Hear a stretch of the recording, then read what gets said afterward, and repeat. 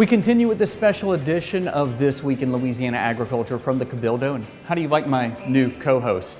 One of the reproductions of a Native American found here at the Cabildo. You can learn lots about the history of Louisiana here, so you want to come out and visit for sure.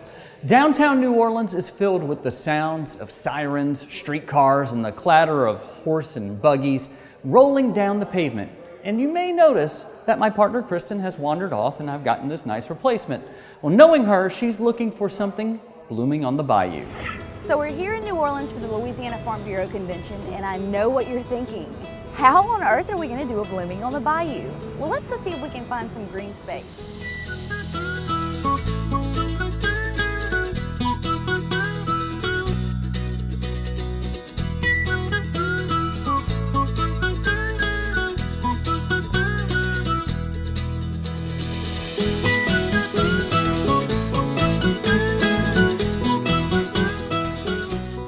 Okay guys, we're here on the top of the New Orleans Convention Center. You can see the background of the Riverwalk.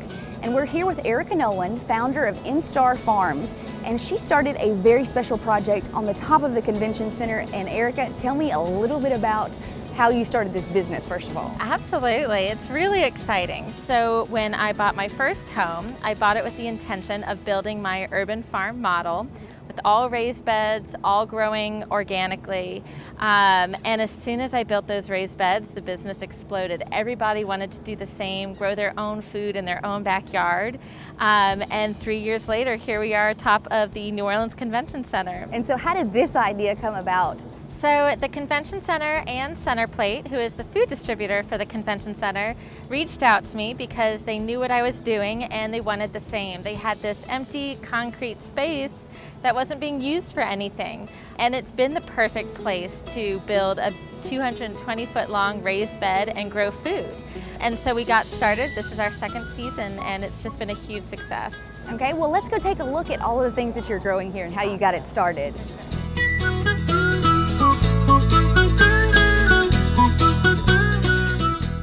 Well, we knew we wanted this garden on the rooftop in this unused concrete space. And as far as where to place it, we wanted it along the perimeter of the rooftop because that was the most structural support for this 220-foot long raised bed.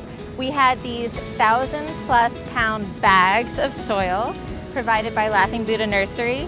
And in order to get those bags up here, we used a crane. So a crane lifted up these bags. We held them over the beds, cut them open, and just filled the whole thing up. It was epic. Wow, that was a project and a half, Yeah, I bet. it was.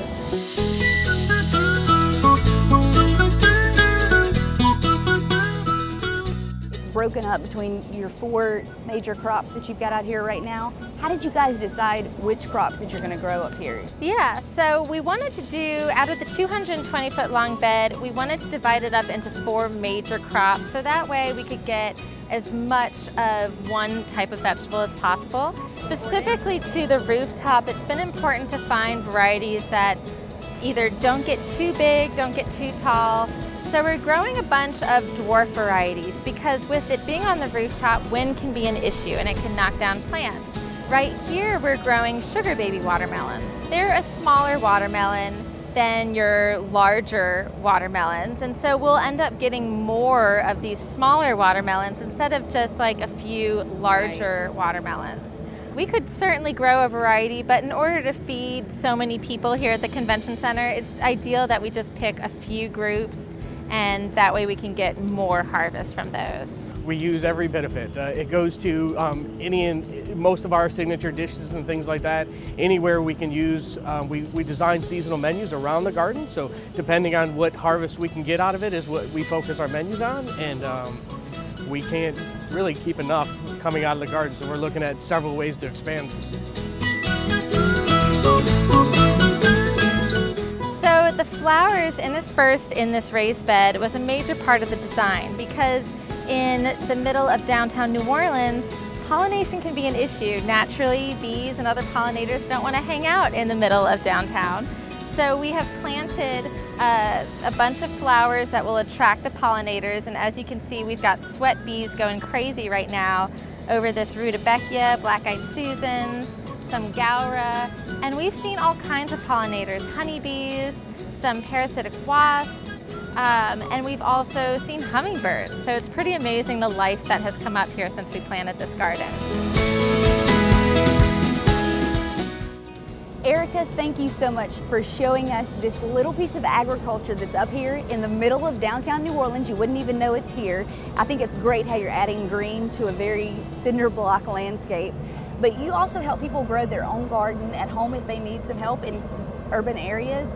I love to tell folks that I'm happy just to be a resource. So they can send me pictures of problems or pests and I will identify them and help get them on a good route. And you can submit your pictures, problems, questions with the hashtag Bayou Blooms, and we'll send them over to her and she could help us out answering some of those questions. And another thing that y'all have partnered with is the Farm to Table conference that's here every September. Yes, every September. This year it is September 7th and 8th. It's a Friday and Saturday. And it is so much fun. Every year it gets better. They usually have some animals, they'll have information sessions, food, music. It's a lot of fun. Well, I'm sure we'll be there to check it out, and we'll post a link to the conference and to Instar Farms on our website. Thank you so much for joining us and inviting us up here, Erica. Thank you. So we'll see you next time, blooming on the Bayou.